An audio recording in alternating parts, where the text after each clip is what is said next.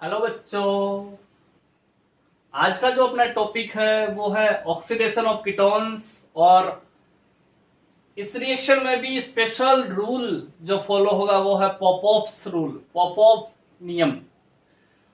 शुरू करने से पहले देखो यहाँ पर कीटोन कीटोन कौन से कंपाउंड होते हैं?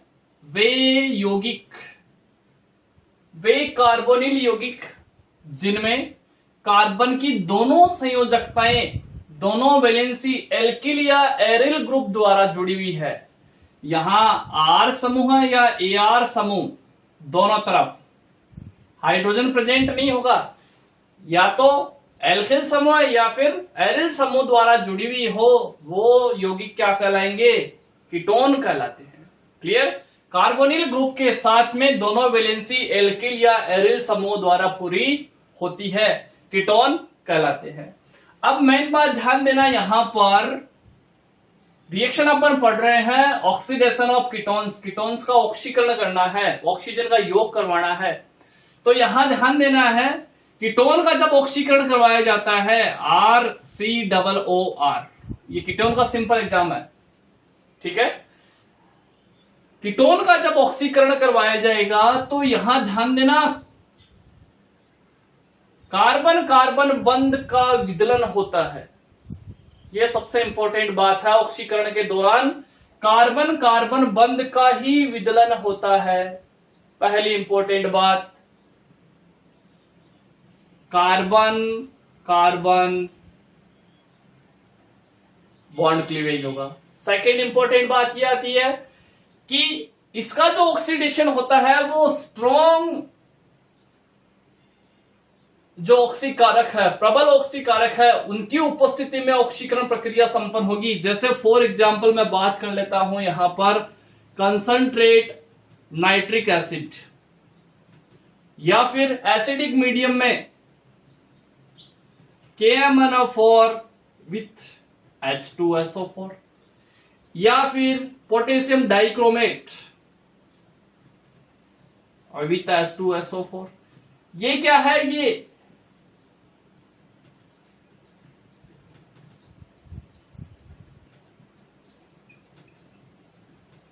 स्ट्रॉन्ग ऑक्सीडेटिव रिएजेंट होते हैं। इनकी प्रेजेंस में ही कीटोन का ऑक्सीडेशन होता है।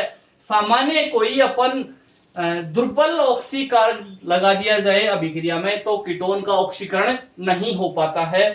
तीसरी चीज, जब कीटोन का ऑक्सीडेशन होता है तो जो अंतिम उत्पाद बनता है वो ध्यान देना क्या बनेगा? Carboxylic acid.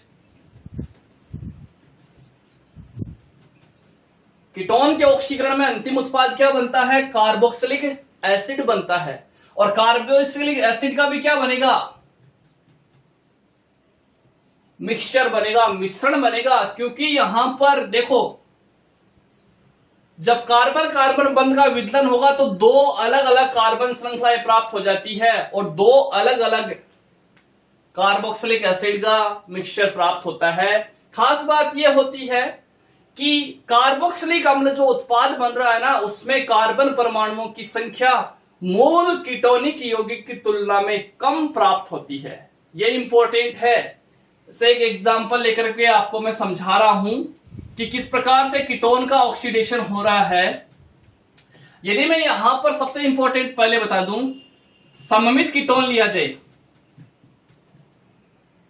रिएक्शन के दौरान क्या लिया जाता है? कोई सममित कीटोन। सममित कीटोन का मतलब जिसमें कीटोनिक समूह के दोनों तरफ एल्किल श्रृंखला है वो बराबर हो, बराबर कार्बन वाली हो। जैसे for example CH3 C double bond O, ठीक है, इसको बोलेंगे एसीटोन। सममित कीटोन है, एक प्रकार का सिमेट्रिकल कीटोन है।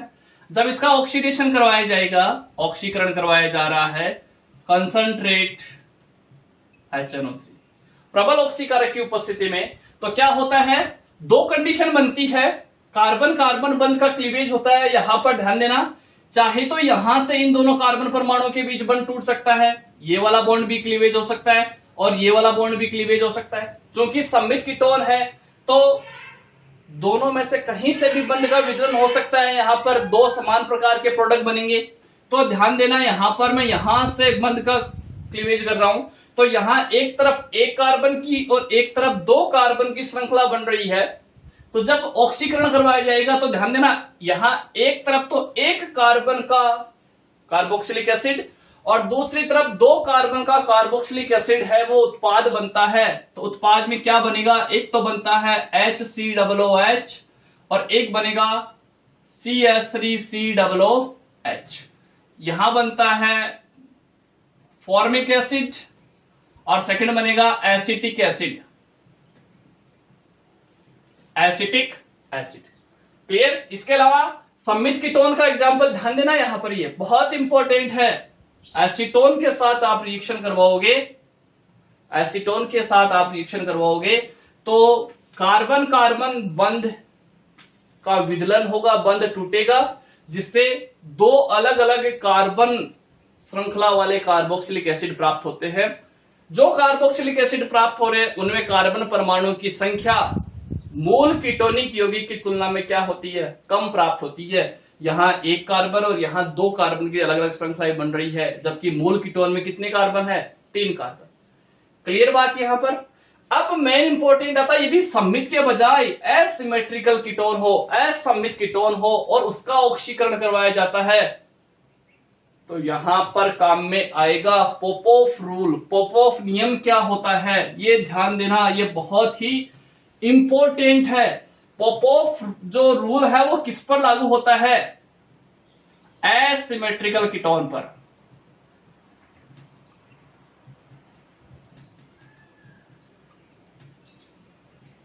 एसिमेट्रिकल कीटोन पर लागू होता है।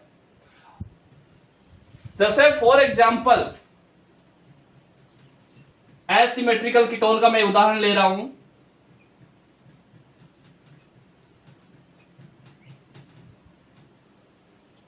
एसिमेट्रिकल कीटोन का मैंने एक एग्जांपल लिया है और इस एग्जांपल में मैंने ये यहां पर ये एसिमेट्रिकल कीटोन का एग्जांपल ले लिया मैंने। कीटोनिक समूह के दोनों तरफ कार्बन श्रृंखलाएं अलग अलग है, इसको बोलेंगे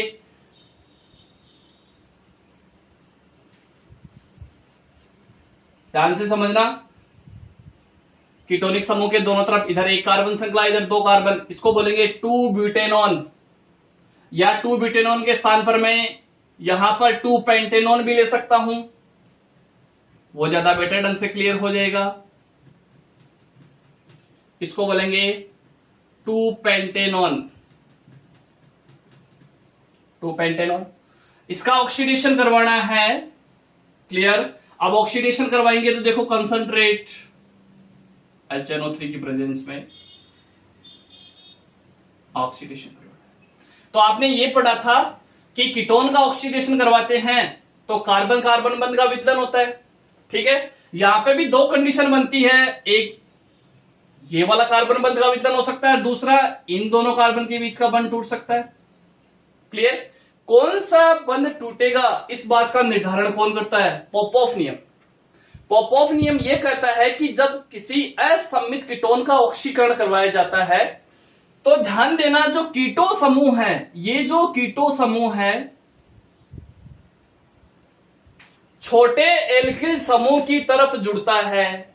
यहां ध्यान देना, कम कार्बन श्रृंखला वाले श्रृंखला की तरफ कीटो समूह है वो जुड़ता है, या छोटा जो एल्किल समूह है उसकी तरफ कीटो समूह जुड़ेगा। इसका मतलब ये कीटो समूह जब जुड़ेगा तो आपने ध्यान दिया है इधर एक कार्बन श्रृंखला है और इधर 3 कार्बन श्रृंखला, तो ये छोटा एल्किल समूह है, तो ये कीटो समूह है, किधर जुड़ता है, छोटे एल्किल समूह की ओर। तो उस कंडीशन में कौन सा बंध का विचलन होगा, इस वाले बंध का विचलन होगा। तो पोपोफ नियम क्या कहता है,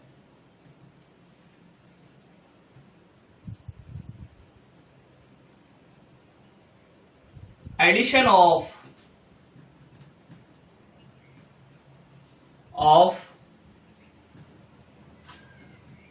keto group will be small alkyl group।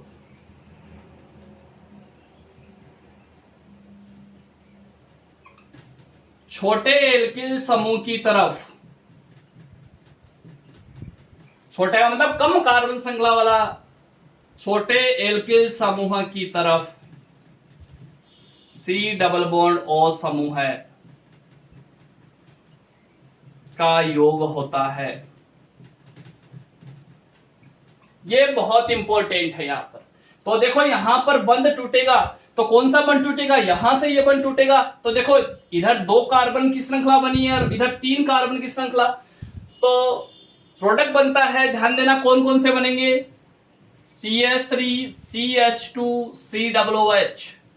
एक तो बनेगा 3 कार्बन वाला कार्बोक्सिलिक एसिड, इसको बोलेंगे प्रोपेनोइक अम्ल, प्रोपेनोइक एसिड। और साथ में बनता है 2 कार्बन वाला कार्बोक्सिलिक एसिड, और इसको क्या बोलेंगे, एसिटिक एसिड, एसिटिक एसिड।